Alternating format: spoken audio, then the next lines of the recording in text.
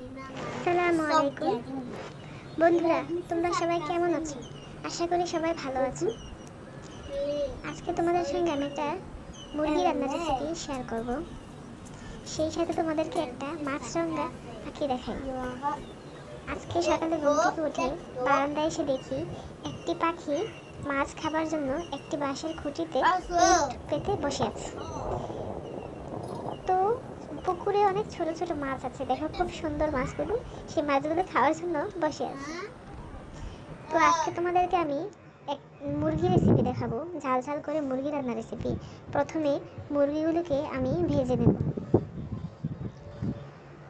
অবশ্যই আমি সরিষার তেল নিয়েছি। সেই মুরগিগুলো উঠিয়ে নিয়ে সেই তেলে আমি দিয়ে দিচ্ছি পেঁয়াজ কুচি।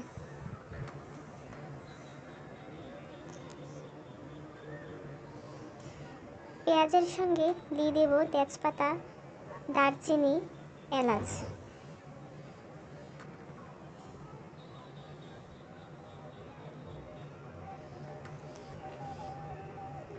তারপর পেঁয়াজগুলো বাদামি কালার হয়ে আসলে আমি দিব রসুন বাটা, পরিমাণ মতো রসুন বাটা। সেটা মুরগির পরিমাণ মতো ডিপেন্ড করে। আপনারা যতটুকু মুরগি নেবেন কতটুকু লাগবে সেই মেজারমেন্ট করে আপনারা দিবেন। তারপর আদা বাটা দিয়ে দিলাম।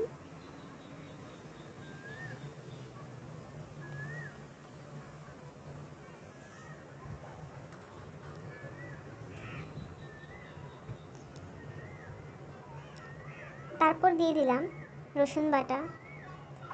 তারপর আমরা দিয়ে দিলাম আদা বাটা। তারপর এখন ওটা ভেজে নিয়ে দিয়ে দিলাম হলুদের গুঁড়া, মরিচের গুঁড়া, ধনিয়া গুঁড়া, জিরার গুঁড়া আর লবণ স্বাদ মতো।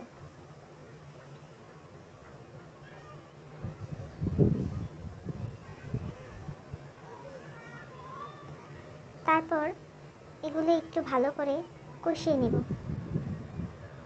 একটু সামান্য পানি দিয়ে দিব। পানি দিয়ে ভালো করে কষিয়ে নেব। ভালো করে কষিয়ে নিয়ে তারপর আমরা মুরগিগুলো দিয়ে দিব।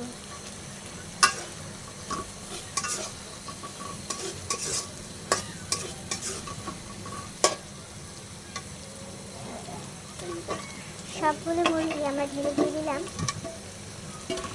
তারপর এটা নেড়ে চেড়ে একটু ঢেকে দেব।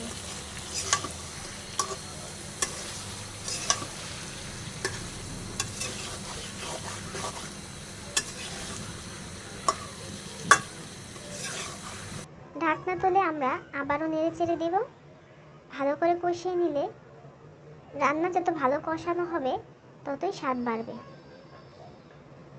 তারপর আমরা ভালো করে কষিয়ে নিয়েছি। এখন আমরা যতটুকু পরিমাণ পানির দরকার ততটুকু দিয়ে দিলাম।